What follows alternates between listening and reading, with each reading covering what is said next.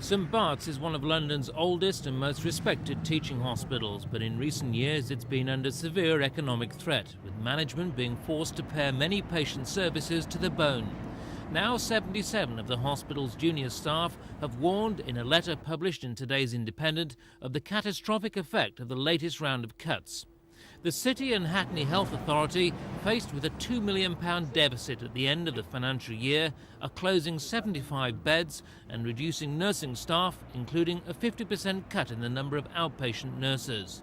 Senior medical staff at the hospital share their views. Today, David Skinner, a consultant in the Accident and Emergency Department, said conditions facing patients shouldn't be allowed.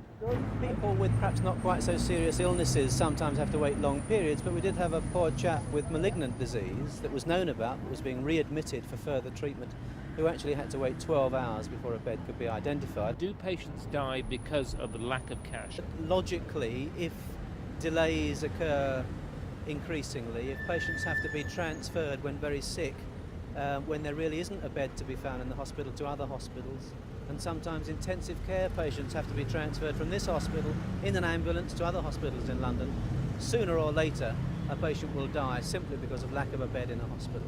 A former member of the local Community Health Council who's been a patient in St Bart's says staff are fighting a losing battle. In my opinion, this government is up to here in blood already, because people have been dying, in my opinion, and it's been concealed. In my opinion, it's now virtually reaching the stage. It's going to be blood on the streets. People are going to know and see before their eyes that people are dying because the health service cannot cope.